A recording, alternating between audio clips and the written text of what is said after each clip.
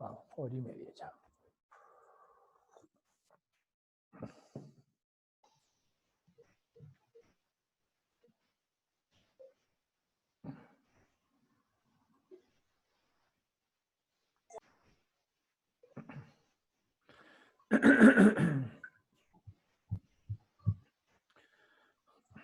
Hola chiquillos, ¿cómo están? Bien. Qué bueno, muy bueno.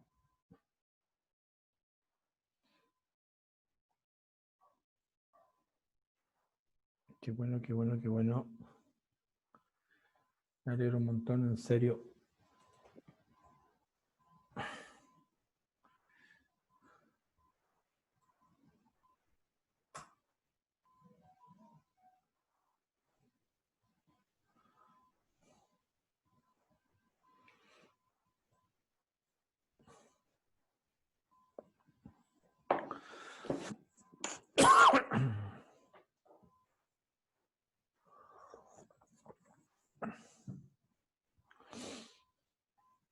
Ya chicos, vamos a la última patita. ¿Cómo para cerrar esto de la respiración celular? Y así poder entrar al gran objetivo que tenemos para este nivel, que es ver el ciclo celular y fundamentalmente el tema de la respiración. Perdón. Hola Aitana.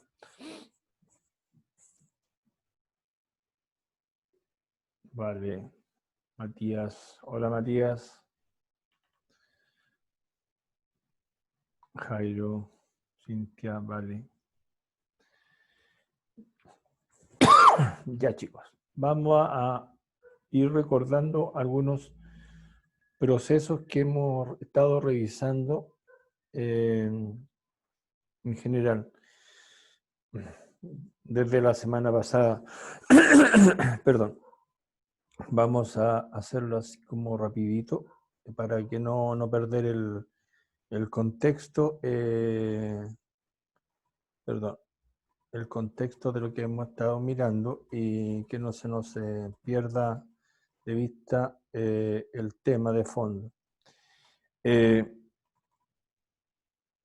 general, lo que hemos estado tratando de mirar era el concepto de respiración celular. Mirar que era en el fondo la importancia y el por qué le damos tanto hincapié a este proceso, era fundamentalmente porque quizás nosotros siempre nos centramos en el tema de la fotosíntesis como proceso de producción de alimentos por parte de los organismos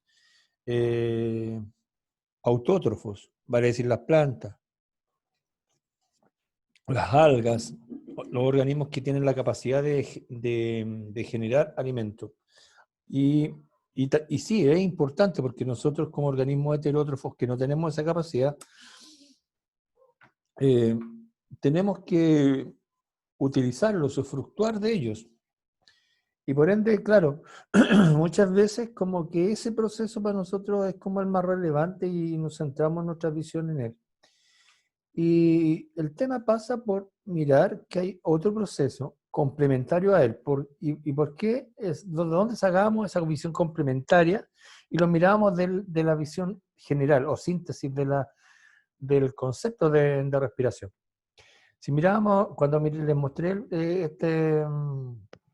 esta imagen, es muy decidora, porque si yo miro el agua, miro la flecha en sentido opuesto.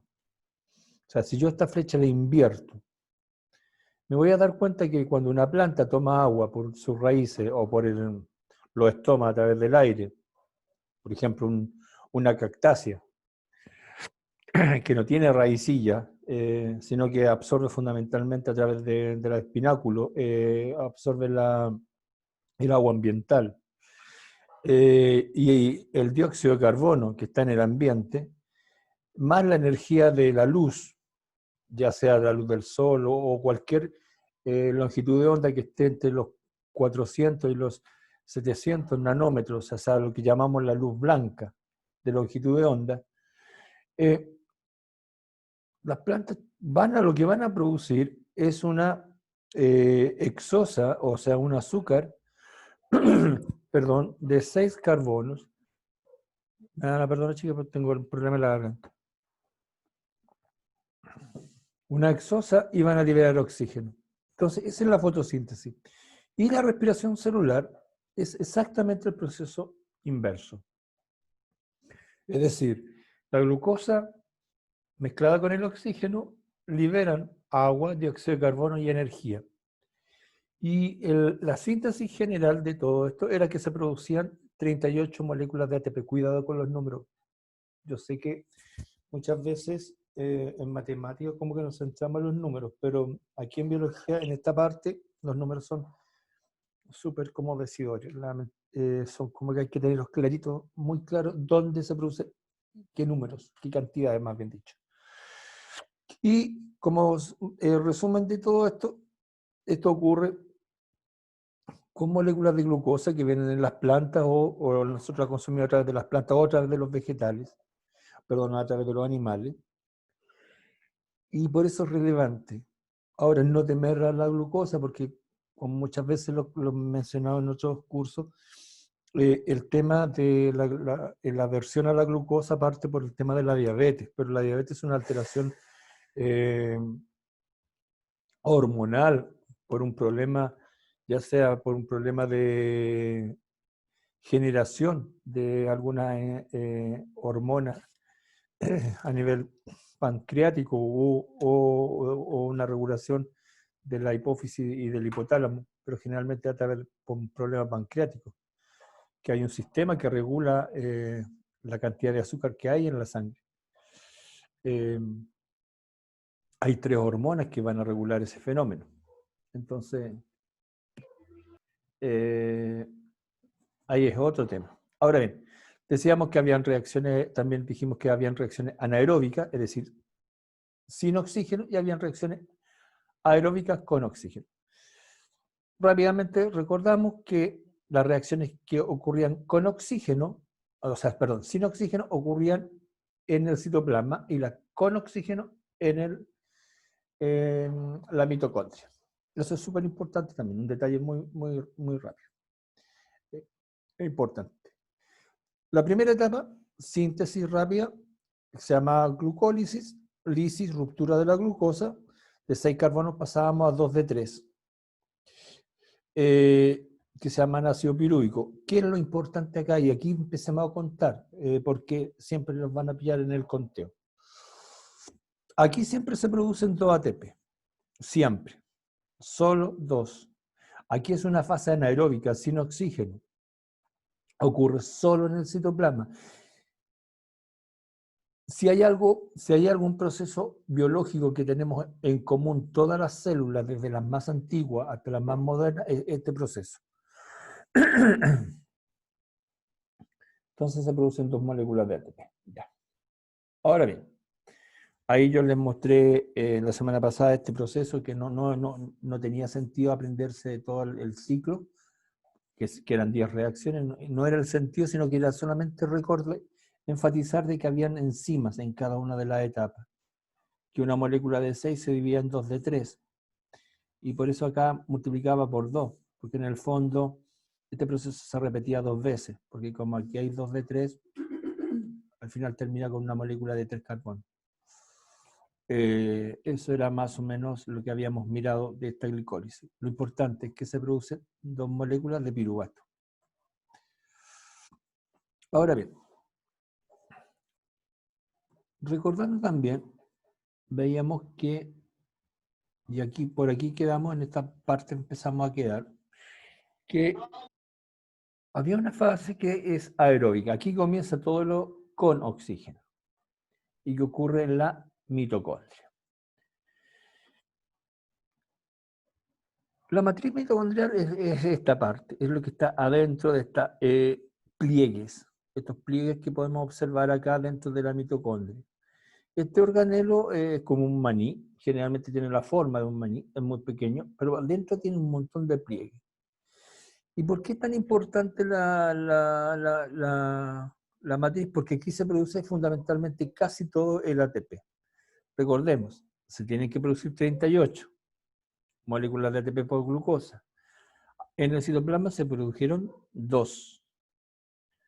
Por lo tanto, aquí se van a tener que producir lo que falta. O sea, aquí se tienen que producir 36 en total.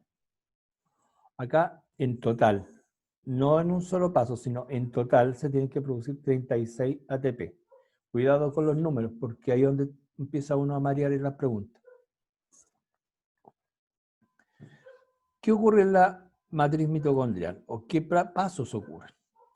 El primer, son 2 pasos que van a ocurrir en primera instancia.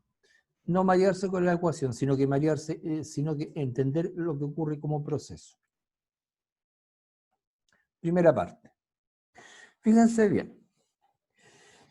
Recuerden, lo que tienen que recordar es que en la glucólisis se habían formado 2 moléculas de 3 carbonos que se llamaban piruvato. 2. Perdonen que cita con los números. Vamos a tomar una sola, que tiene 3 carbonos. Esta molécula se va a oxidar. Oxidar significa que va a perder electrones. Y cuando pierde electrones, ¿qué es lo que ocurre en la práctica? En la práctica del día a día, un compuesto que pierda electrones, ¿qué es lo que ocurre? Pierde hidrógeno también. Y al perder electrones y al perder hidrógeno, se forman compuestos nuevos. Entonces, este piruvato, al oxidarse, al perder hidrógeno y compuestos nuevos, lo que va a pasar se va a romper. Y al romperse, por este proceso que se llama oxidación, va a perder uno de los carbonos y ese carbono que va a perder se va a transformar en dióxido de carbono. Y por lo tanto van a quedar solamente 2 carbonos, que se llaman acetil.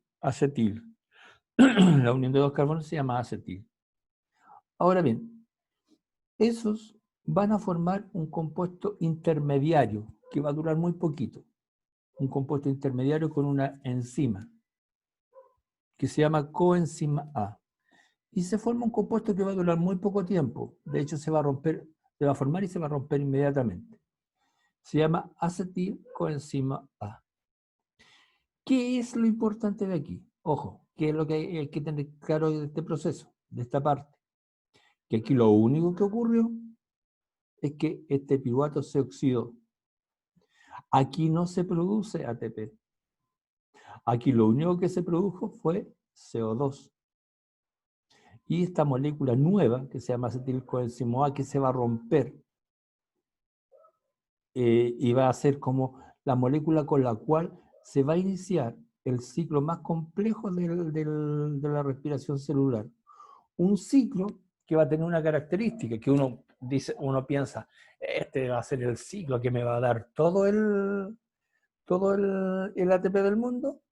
No, porque ese ciclo solamente me va a dar 2 ATP más. Cuidado con los números. La glucólisis me dio 2, la acetilación no me dio ninguno, y este ciclo al cual vamos a ingresar, que se llama ciclo de Krebs, solamente me va a dar 2 más.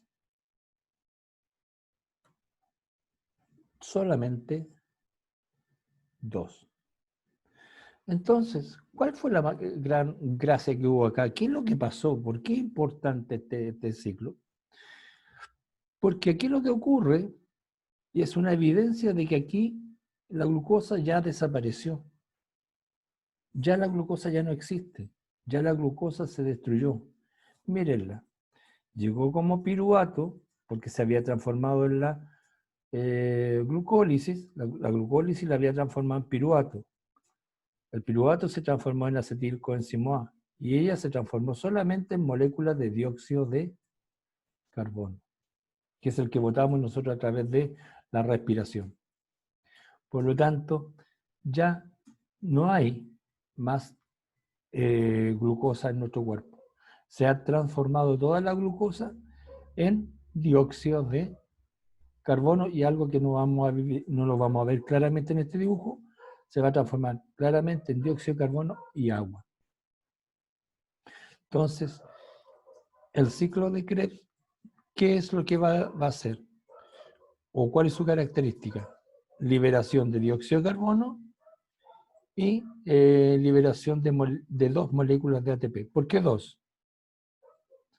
Porque era un solo piruvato y liberó un solo, si se fijan en el esquema, un solo ATP. Pero como eran dos piruvatos, se liberan dos ATP.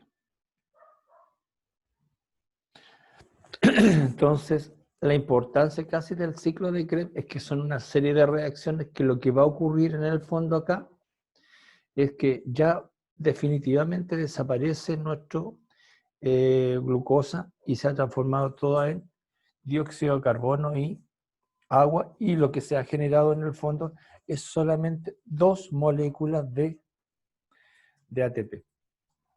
Ahora, ¿por qué insistimos tanto con el ATP? Porque sin ese ATP ninguno de los procesos que vienen se van a poder ocurrir. Hasta el momento solamente hemos generado 4 moléculas de ATP, 2 en la glucólisis y 2 en el ciclo de Krebs. Y eso hay que tenerlo súper claro, dónde se genera.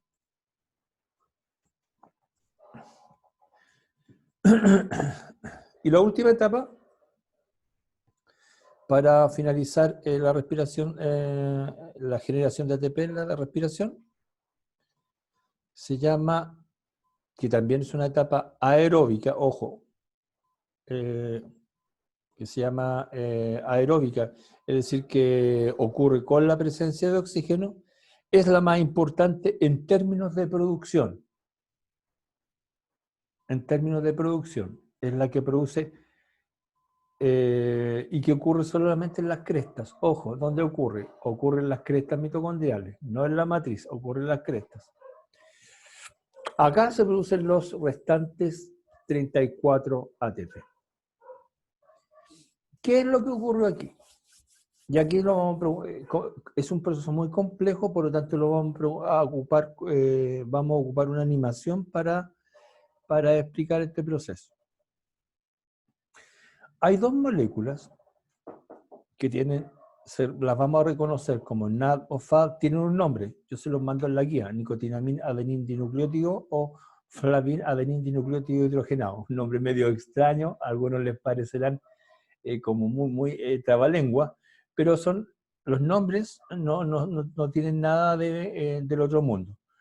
Lo único que nos indican que son compuestos que se originan a partir de ácidos nucleicos, nicotin, amin, adenin y nucleótido, o flavin, adenin, dinucleótido hidrogenado, es decir, vienen de ácidos nucleicos.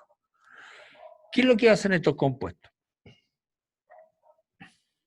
Lo que van a hacer es atrapar, como son reductores, todos los compuestos que se llaman reductores, lo que hacen es atrapar. Desde el ciclo de Krebs, lo que van a atrapar son dos cosas. Van a atrapar todos los electrones que están libres y los hidrógenos que están libres. Todos los electrones que están libres y los hidrógenos que están libres. ¿Y qué van a hacer con ellos? Los van a transferir a través de una serie de enzimas que tienen una serie de nombres. Se llaman citocromos, coenzimas Q o citocromos de diferente tipo. Para hacerlo más simple, se llaman enzimas. ¿Y qué van a hacer estas enzimas? Estas enzimas van a hacer dos cosas. Por un lado, como se observa acá, van a ir produciendo moléculas de agua, que es el agua que nosotros liberamos a través de nuestro cuerpo.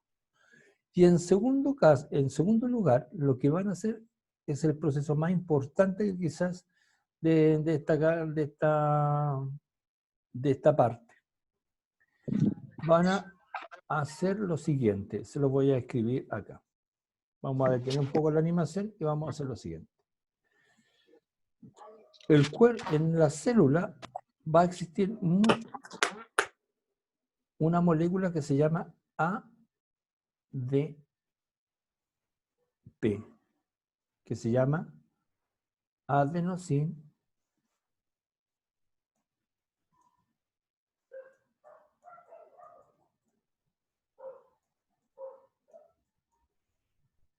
di, o sea que tiene 2 difosfato.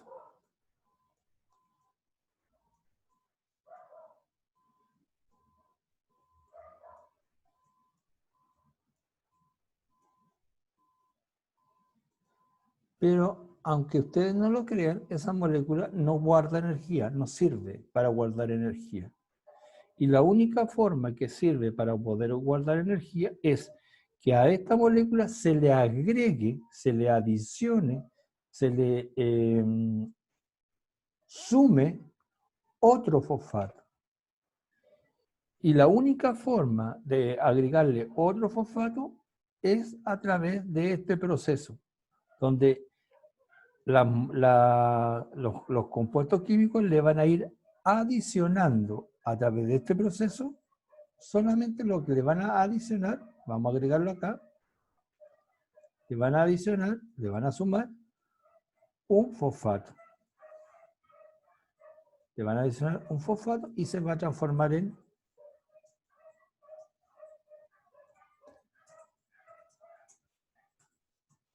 ATP. Vamos a borrar para que se pueda seguir. Por lo tanto, la función de este proceso es, de estas dos moléculas, como son reductoras, es atrapar dos cosas: electrones e hidrógenos con carga positiva. Con los hidrógenos van a formar moléculas de agua, y con los electrones ayudados de estas enzimas van a favorecer que estas moléculas ADP que no tienen función se transformen en, agregándole un fósforo, un fosfato, se van a transformar en ATP. Por lo tanto, en este proceso va a ocurrir la mayor formación de ATP, que son 34 moléculas de ATP, y que es el proceso más eficiente. Por lo tanto, en síntesis, nosotros podríamos decir que, vamos a borrar para que se vea claro el resumen. La respiración celular tiene 3 partes, o sea, tiene 4 partes fundamentales. Una parte que ocurre fuera de la mitocondria, que es en el citoplasma y que se llama glicólisis o glucólisis. En ella se forman 2 ATP. Esta etapa es sin oxígeno. O sea, es anaeróbica. Y las otras etapas ocurren todas dentro de la mitocondria, todas. Por lo tanto, todas esas etapas son con oxígeno, o sea, son aeróbicas. En total, en todas las etapas, aparte de una molécula de glucosa, de una molécula de 6 carbonos, se producen en total 38 moléculas de ATP. 2 ATP se producen en la glucólisis o glicólisis, tiene varias acepciones. 2 se producen en el ciclo de Krebs, 34 se producen en la cadena transportadora de electrones. Recuerden que en la acetilación no se produce ningún ATP. Entonces, este es el gran ciclo de producción de respiración que tiene como único objetivo que una molécula, una sola, me dé al final 38 moléculas de ATP. Y recuerden, este proceso es lo contrario a la fotosíntesis. Y ahí está la clave para poder entender todo el mecanismo de los seres vivos. que este proceso de respiración celular es lo contrario a lo que ocurre en los organismos autótrofos, que le llamamos fotosíntesis. Ahí está el proceso de producción de energía en una molécula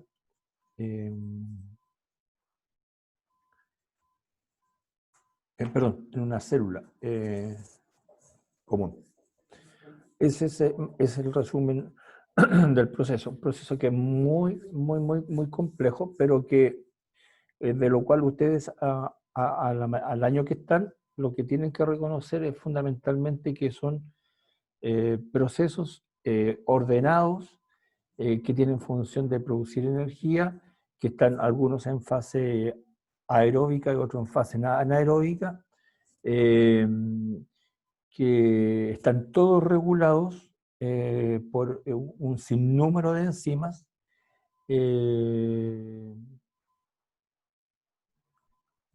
y que eso es más o menos lo medular y fundamental que he querido como reforzar para poder ingresar a lo que es la división celular. Nos faltan dos pequeños detalles solamente y con eso termina. Pero primero, alguna consulta, duda, pregunta, porque pueden haber miles y yo lo entendería más que nada porque esto es como un resumen en flash pensando en un cuarto medio, o sea, no. Esto es como para verlo en meses.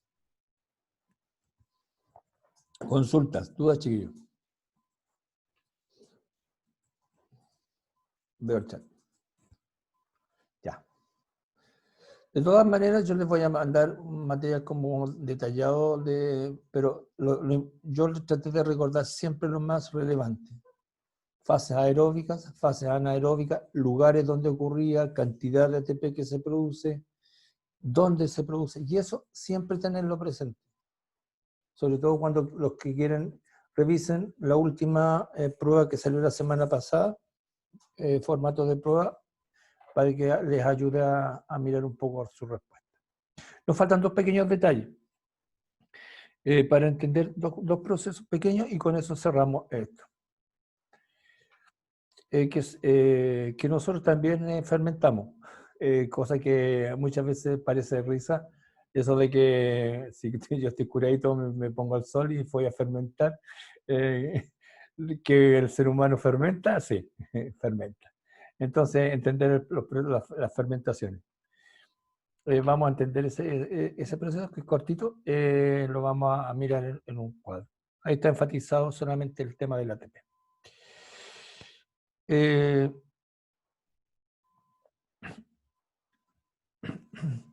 Vamos a mirar dos tipos de procesos que hay dentro de la glicólisis, que son las fermentaciones, una que se llama alcohólica y otra que se llama láctica. Solamente para enfatizar los aspectos que a veces los preguntan, entonces por eso mejor quiero tocarlo. En microorganismos, en los músculos, en algunas bacterias, que por ejemplo las transformadoras de los lácteos, cuando se hace el yogur, me refiero, lo que le llamamos los gusanitos, mal llamados gusanitos, que son bacterias. Se produce un fenómeno que se llama fermentación láctica. También en muchos protozoarios menores también se produce. Y que lo único que tiene que ver y que es un proceso muy similar y que corresponde a esa fermentación láctica a la primera etapa que se llama de la respiración celular, que es la glucólisis. Miremos el esquema para poder entender qué es la fermentación láctica.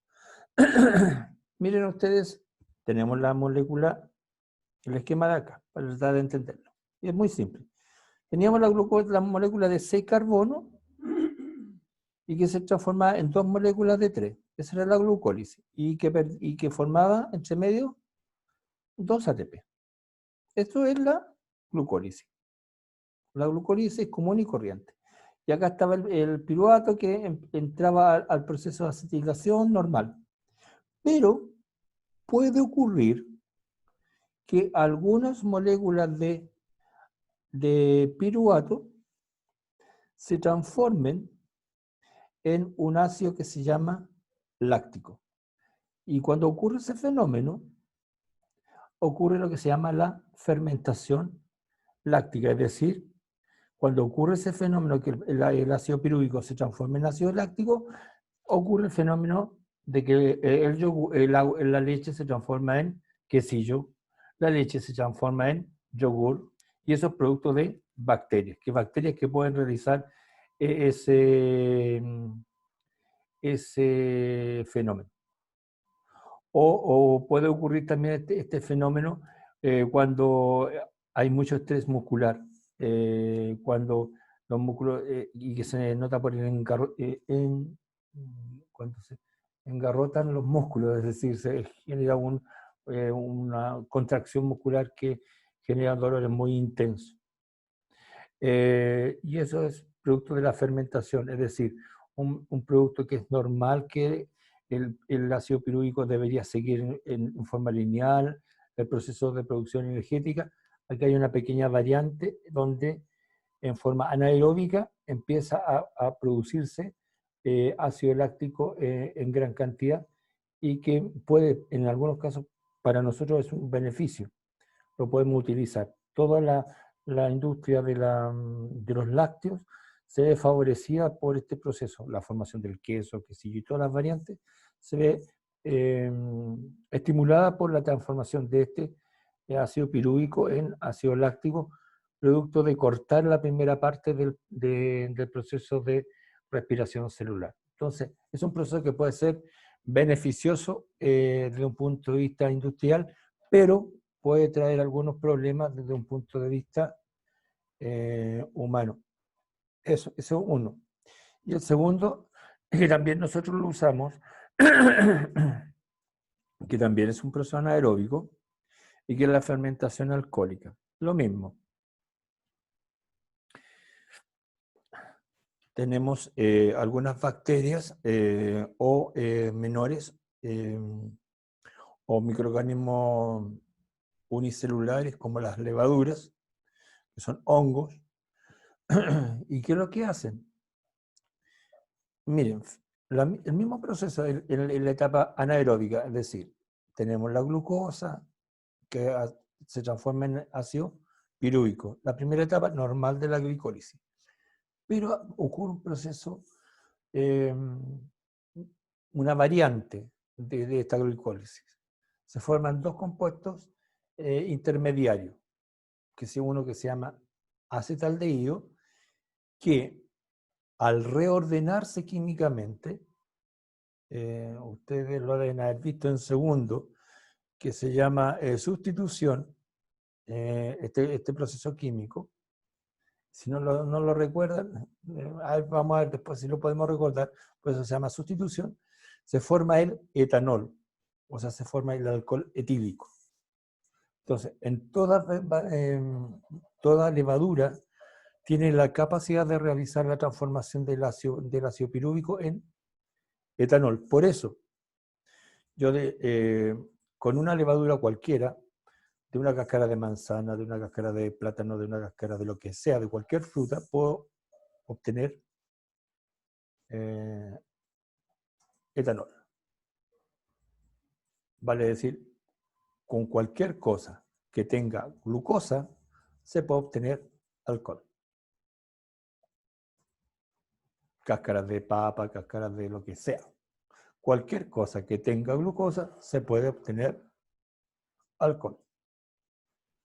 Y por eso en la cárcel es típico. En la cárcel, ustedes saben que a los que van a la cárcel les llevan cualquier cantidad de fruta y todo. No es que sean todos vegetarianos, sino que fundamentalmente se los lleva para producir alcohol. Porque basta con tener un activante, un hongo unicelular cualquiera o una bacteria y se genera el alcohol. Esos son dos procesos normales que son anaeróbicos, no necesitan oxígeno, por lo tanto ocurren de cualquier forma. Por eso el hongo, pero hay un hongo que es clásico como para hacer alcohol. Usted al pan de repente se les pone verde, ¿no es cierto? No sé si han visto el pan que después de un tiempo está verde, tiene unas puntitas verdes, después está añejo. Bueno, esos pan si los sacan y los colocan con azúcar, entre medio del azúcar, y después se van a tener un buen alcohol rico.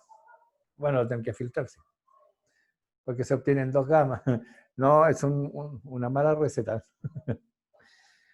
Pero bueno, acuérdense que son bacterias, los hongos. Los hongos son unicelulares y realizan esos procesos. Es como cuando se hace cerveza. Se puede hacer con diferentes procesos, así que... y todo, como la cerveza, cuando usan el lúpulo, lo que están usando es este proceso anaeróbico. Y cuando le doy más sabor, más intensidad, es como estoy alterando el lúpulo. Estoy alterando el proceso anaeróbico.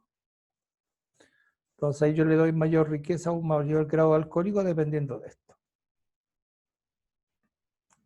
Es como manejo este proceso. Ya, chicos, eso es. Un poco las vías de la respiración celular. Pero sin perder de vista que la respiración celular, su objetivo era producir energía. 38 moléculas de ATP a partir de una molécula de glucosa, que tenía fases aeróbicas y fases anaeróbicas. Y era lo inverso a la respiración celular. Perdón, me equivoqué. A la fotosíntesis, que era lo inverso a la fotosíntesis.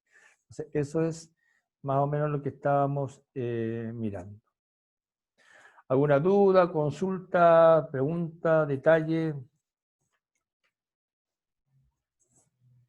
Vamos a tratar de buscar. Miremos ahí. Tratemos de buscar la respuesta ahí.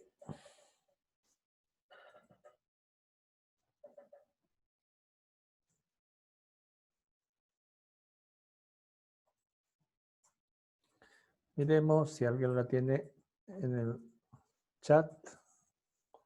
¿Alguien contestó en el chat? Dice, ¿cuál de los siguientes procesos es o son sensibles a la falta de oxígeno?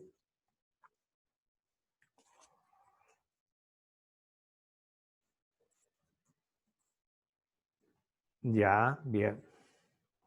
Solo dos como indicaba.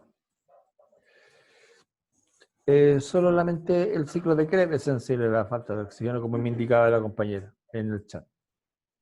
Porque la fermentación es anaeróbica y la glucólisis es anaeróbica, que son procesos anaeróbicos. Ojo, es importante destacar eso, no confundir, bien, chicos, no confundir el tema de, en algún momento, no sé si en este curso en otro me indicaban que podía ser o no hacerlo, no, es o no es. Recuerden que siempre el oxígeno está presente. El tema es que a veces no es necesario, no se utiliza, y en otras veces sí se utiliza, pero el oxígeno siempre va a estar. Eh, a veces la reacción no lo va a requerir y punto. Entonces, cuando no lo requiere, pues chao. No. Acá hay una pregunta de PSU media antigua, pero igual sirven, que tiene que ver con una mezcla con las enzimas, un poco está más vieja. Aplicamos conceptos más de enzimas.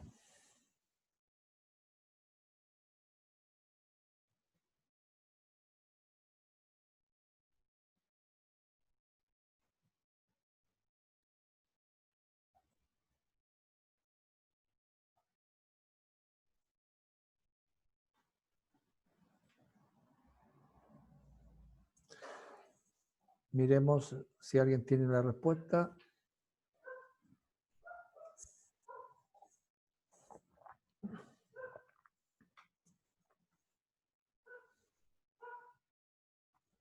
¿Todavía no?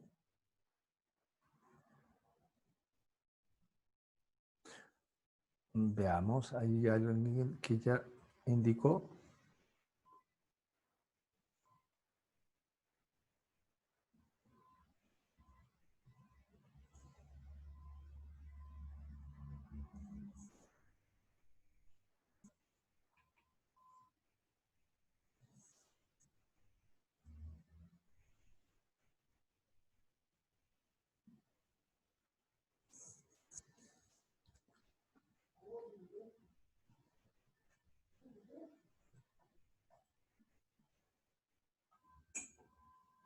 No entendí.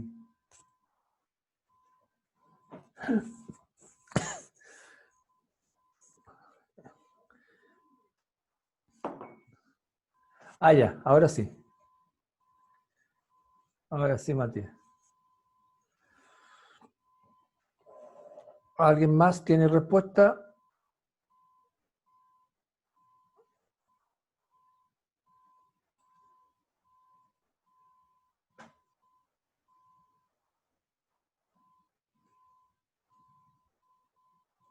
Veamos la respuesta y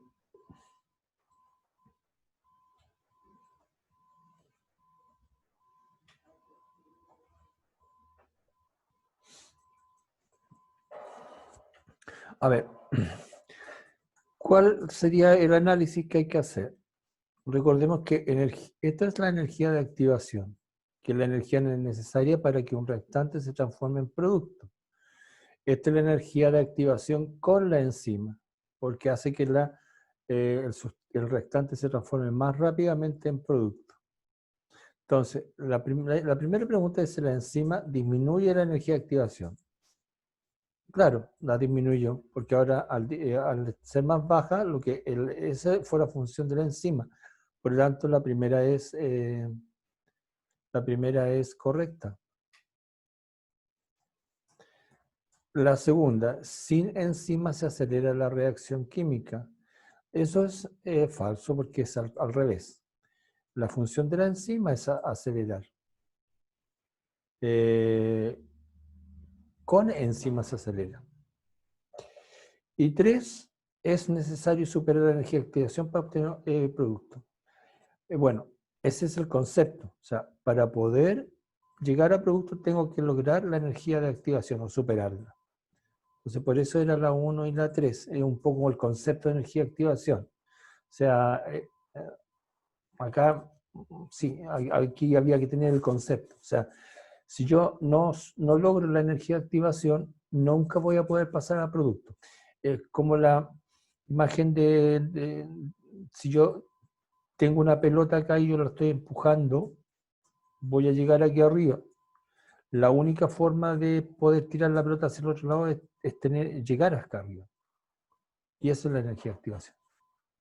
Entonces, ese es en el fondo el tema, la diferencia.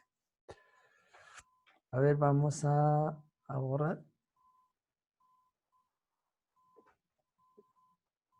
Entonces, lo que hemos mirado hasta ahora como síntesis para pasar al otro tema, pues ya hemos estado como 2 semanas en esto, era que, bueno, el metabolismo, en general las transformaciones, tanto catabólicas como anabólicas, las transformaciones del cuerpo son producto de la acción enzimática y los factores que afectan la actividad enzimática es la cantidad de sustancia que había. A medida que aumentaba mucho la cantidad de enzimas, la velocidad de la reacción aumentaba, la velocidad de transformación aumentaba, pero iba a llegar un momento en que se iba a establecer un equilibrio. También decíamos que a medida que aumentaba la temperatura, aumentaba la acción de la enzima, pero si aumentaba mucho, la enzima se desnaturalizaba, o sea, se destruía, por lo tanto la velocidad no iba a decrecer, o sea, no se iba a ver afectado. Y el tercer factor que afectaba la actividad enzimática era el pH. Generalmente el pH mejor para una actividad enzimática era un pH levemente más básico. Y también vimos el tema de las formas de de la actividad enzimática, que era la forma de funcionamiento, que era llave y cerradura, donde había un encaje perfecto entre la enzima, que está representada acá por el azul, y el sustrato, que está representado por el compuesto que va cambiando y se va transformando. En cambio, en el ajuste inducido, el sitio activo reconoce a la enzima, perdón, al sustrato, pero varía un poco porque reconoce de acuerdo a su estructura química, por lo tanto se puede ir ajustando, variando, adaptando. En cambio acá no hay ninguna adaptación, hay un reconocimiento geométrico total entre el sustrato y la enzima, y que genera un encaje prácticamente perfecto. Eso.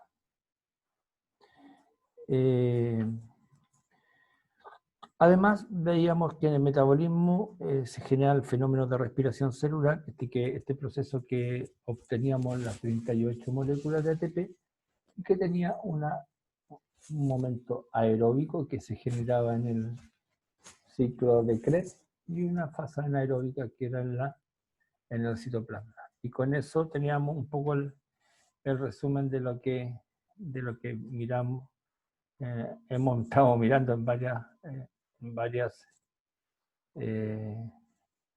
clases hasta el momento. Entonces, vamos a mirar.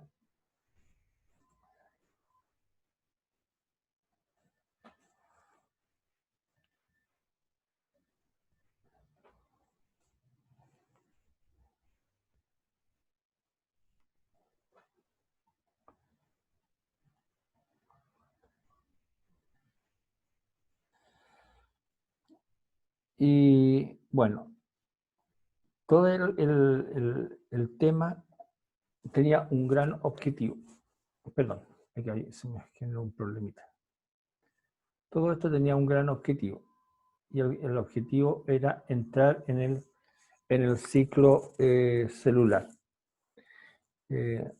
Siempre tener presente el tema de que la respiración celular tenía como finalidad tener energía, pero ¿para qué? Y una de las grandes cosas, grandes temas que tenemos que visualizar y recordar siempre es que la célula se tiene que vivir. Es uno de los principios de la teoría celular, el perpetuarse, el mantener la especie. Y lo que vamos a revisar un poco es el ciclo celular, partiendo por la parte más simple, partiendo por la mitosis. Y aquí vamos a retomar todos los elementos que hemos visto hasta el momento, como un gran resumen, para ir afianzando los conceptos que hemos ido mirando.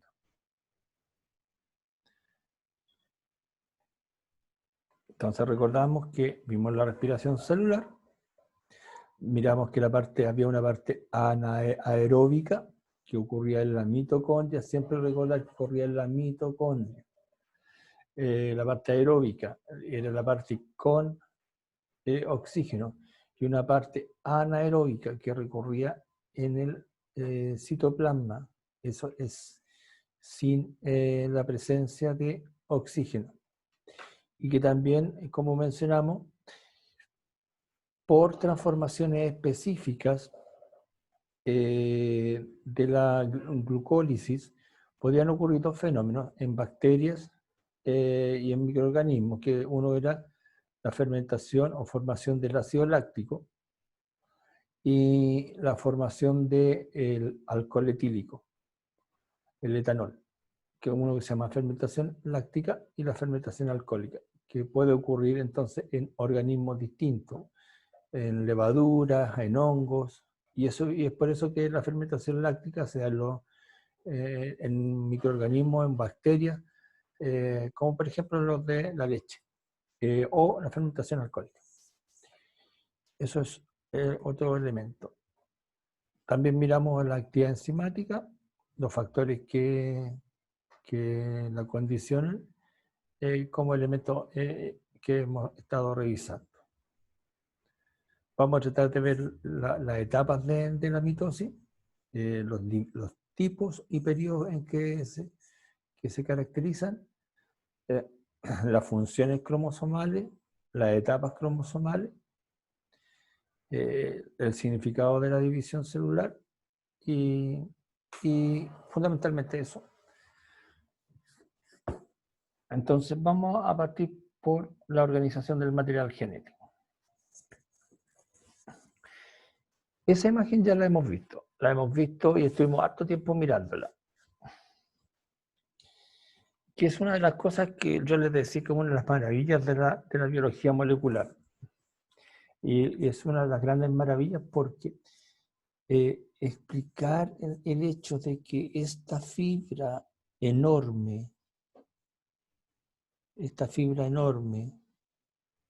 doble hélice de Watson y Crick, que fueron los autores que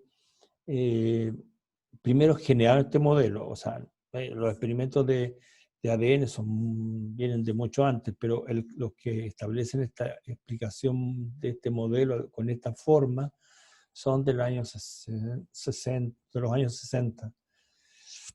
Pero el modelo es muy antiguo. Esta hebra, recordábamos que generaba estos nucleosomas que estaban formados por grupos de proteínas que llamábamos histonas, que había una histona que llamábamos H1 y habían otras 4 histonas dobles. Por lo tanto, cada nucleosoma estaba formado por un octámero de 8 proteínas, que en el fondo eran 4, pero dobles. Por lo tanto, generaban 8 proteínas, más una proteína que era eje, que era la proteína H1. Estas histonas iban generando estos núcleos, ¿no? Que llamamos nucleosomas, que iban generando estos como cuentas, como decíamos en el momento que lo vimos, como estos similares a los elementos para rezar de los como rosario o elementos parecidos que se iban como juntando, anudando, mezclando y generaban lo que llamamos la fibra de cromatina.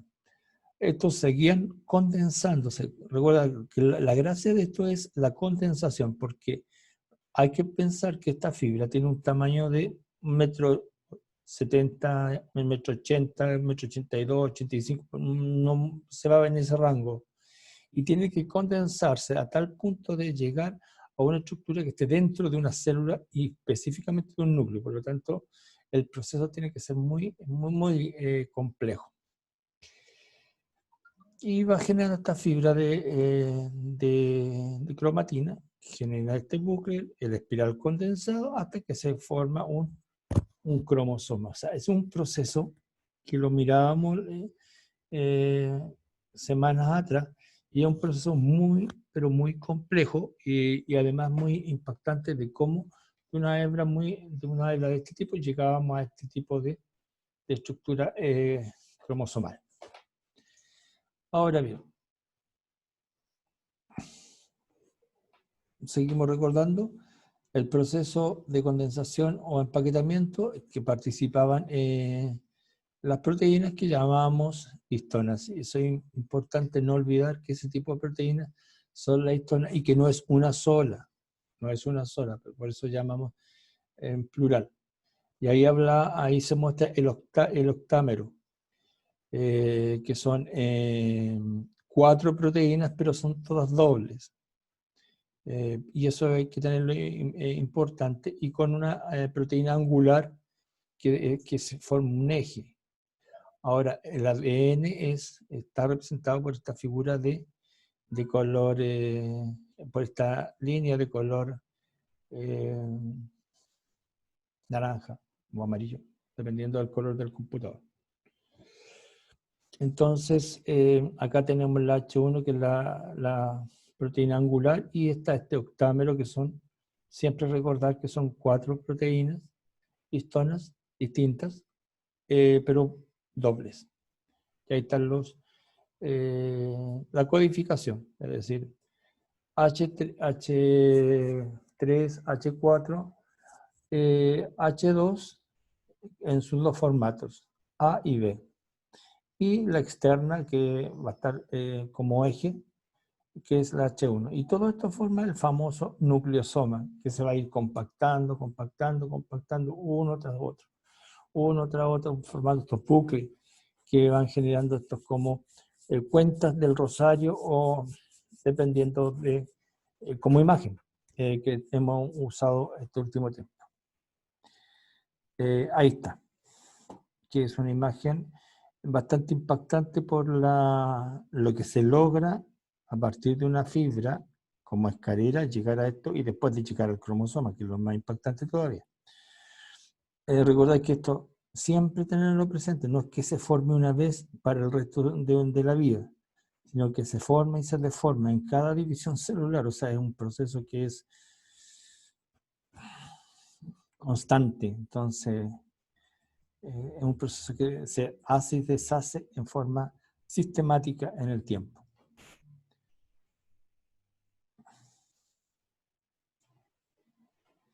Ahora, le agregamos como concepto que la histona H1, el eje, también se le denomina linker, porque permite la interacción entre distintos nucleosomas.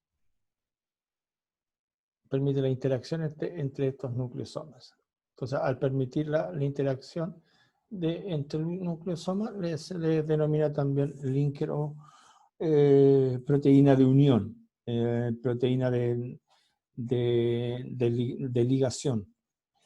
Tiene esa característica, no es solamente la proteína que forma el nucleosoma, sino que también permite la unión de un nucleosoma con otro.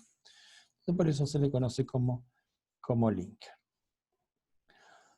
Ahora bien, recordemos un poquito qué es para nosotros un cromosoma. Las partes básicas de un cromosoma. Cromosoma, que es con lo cual vamos a trabajar. Cromosoma, que es una estructura que tiene una parte central, tiene brazos,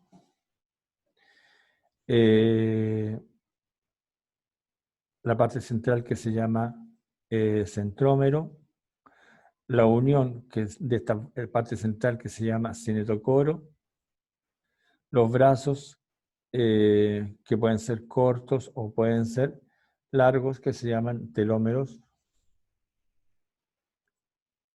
las bandas que indican la presencia de distintos tipos de uniones de bases nitrogenadas, regiones satelitales que van, o constricciones que van a dar la diferencia, los diferentes tipos de cromosomas. Ahora bien, ¿qué es una cromátida? Porque aquí vemos mencionadas dos. Son moléculas de ADN que están compactadas, es decir, están unidas, apretadas por la acción de esta proteína. Las cromátidas hermanas tienen la misma información genética. El centrómero es la zona de máxima condensación, donde se unen dos cromátidas que son hermanas. Entonces, cuando hablamos de cromática, son las que tienen la misma información genética. Y el centrómero es el lugar de mayor compactación, donde se unen, es el punto de unión de dos cromátidas hermanas. Entonces aquí, por ejemplo, tengo una cromática y al duplicarse, tengo dos copias de una misma cromática unidas por un centrómero. Tienen la misma información.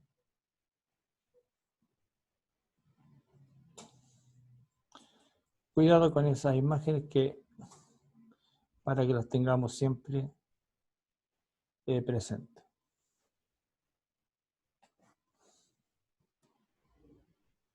Ahora bien, vamos a mirar algunos conceptos básicos para poder recordar algunas cosas solamente y con eso vamos dejando algunas ideas importantes antes de mañana iniciar mañana lo que es el proceso de división en sí. Primero, ¿qué son los cromosomas homólogos?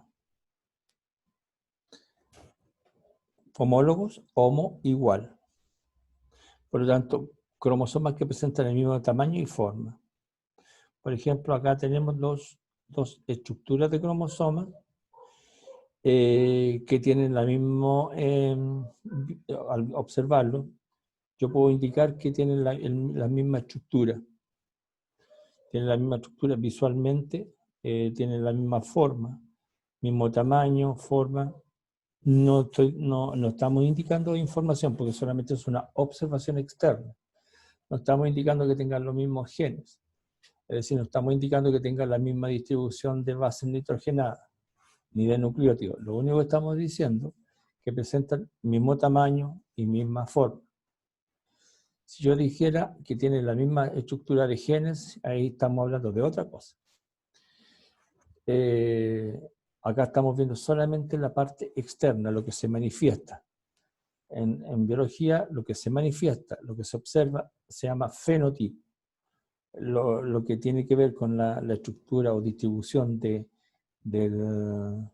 las bases nitrogenadas se llama genotipo, del genoma, de lo que forman las bases nitrogenadas, las 4 bases nitrogenadas que forman el ADN. Entonces, acá yo puedo ver cromosomas homólogos, porque son del mismo tamaño y de la misma forma. Voy a ver el chat que no caché. Ya. Acá el otro era una fotografía, esto es la misma, pero más una representación. Otra imagen de cromosoma homólogo. Tiene la misma secuencia de genes, pero no poseen exactamente la misma información. Secuencia de la misma distribución. Acá hay un cromosoma paterno y un cromosoma materno. Tienen la misma secuencia de genes. Pero esos genes no significa que sean los mismos. Vale decir, por ejemplo, puede ser un gen para un color determinado de ojos. Por ejemplo, gen para el color de ojo, donde hay unos que son más dominantes y otros que se llaman recesivos. Por ejemplo, para nuestra raza hay un gen dominante que es el café y el recesivo que es el azul, por genética de poblaciones, que es distinto a una población occidental.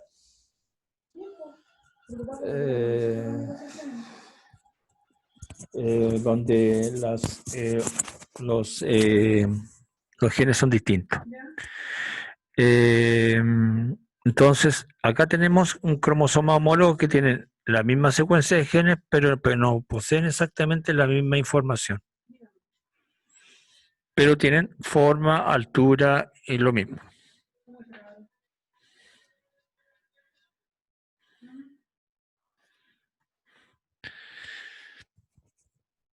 Ahí hay un cariotipo, un cariograma donde podemos ver una serie de cromosomas donde podemos encontrar diferencias, diferentes tipos de cromosomas, donde hay cromosomas homólogos y cromosomas que no lo son, y eso es lo que vamos a empezar a diferenciar.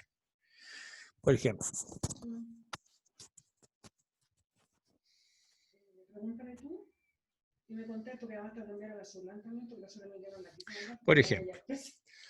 yo puedo acá diferenciar cromosomas que son absolutamente diferentes,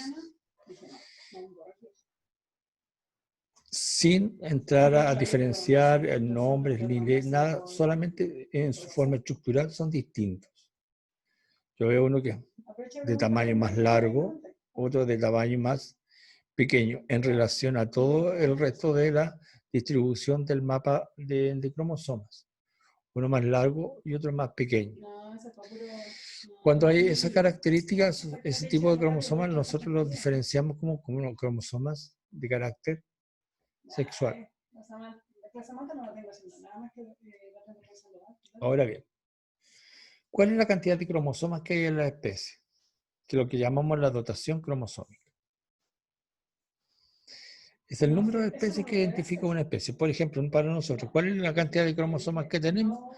Generalmente nuestra dotación cromosómica es 46, que es distinto para, por ejemplo, una mosca que tiene 5, una paloma que tiene 16, un gusano que tiene 36, un gato que tiene 38, un simio que tiene 48. Entonces, las moscas, palomas, gusanos, gatos, simios y humanos tienen diferente dotación cromosómica.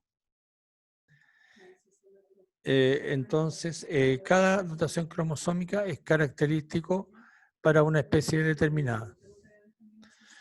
Entonces, y eso en el caso del ser humano, nuestra dotación cromosómica es 46, y cuando nosotros lo observábamos en las clases anteriores que había uno de más o uno de menos, era porque había una alteración genética o uno más o uno menos, que se debía a una problemática.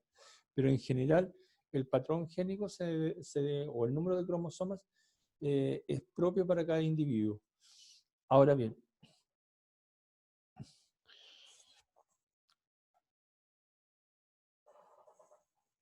cada conjunto de cromosomas de una célula, individuo o especie, está ordenado de acuerdo a su tamaño, a su forma. Y eso es lo que nosotros conocemos como el cariotipo. Es decir, de toda la cantidad de cromosomas, por ejemplo, de los 5 de una especie, de los 28 de otra especie, de los 46, como en el caso humano, cada grupo de esos cromosomas están ordenados de acuerdo a su tamaño y a su forma.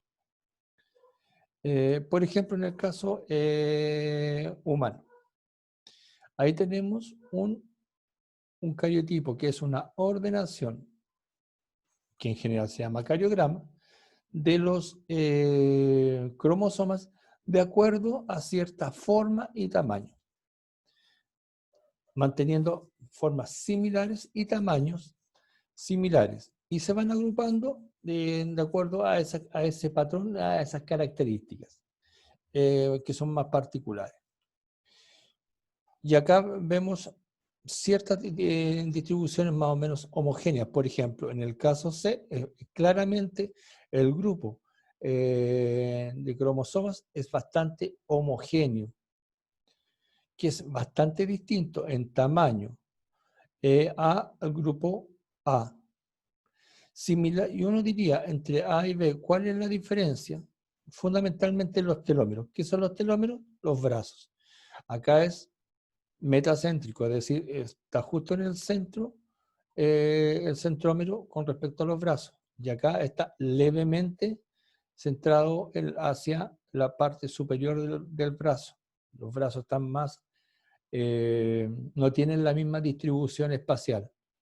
Vale decir, el centrómero está mucho más disparado hacia arriba con respecto a los brazos inferiores. Los telómeros inferiores son más largos que los telómeros superiores, para comparar solamente A con B. Entonces yo ahí puedo ir agrupando, y esa agrupación me genera lo que llamamos el cariotipo. En cambio, en el grupo C, todas estas pares de cromosomas tienen toda una distribución muy, muy similar.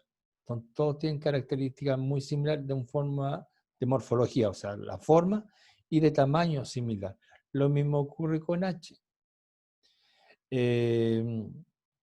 A pesar de ser acrocéntrico, es decir, carecer de uno de los telómeros, tienen la misma forma. Estos otros también en tamaño y en distribución. En tamaño y en distribución, y estos que son completamente diferentes, que generalmente forman el grupo de los con caracteres sexuales. Entonces, cuando hablamos de cariotipo, para cada especie, para cada individuo, para cada célula, es la ordenación de los cromosomas de acuerdo a tamaño y forma. Por eso se dice morfología. Y se agrupan de acuerdo a esos parámetros. Pueden haber mayor o menor agrupaciones. Acá hay 1, 2, 3, 4, 5, 6, 7, 8 agrupaciones distintas. Generalmente son orden entre 6, 7 agrupaciones distintas de cromosomas y generalmente es para poder diferenciarlo y agruparlo y estudiar algunos comportamientos de un punto de vista del genoma que tengan ellos. Recordemos que yo no puedo decir mucho del genoma, solamente puedo decir algo respecto a la morfología y el tamaño. El genoma tengo que ir viendo la distribución de genes dentro de los brazos de cada uno de los cromosomas.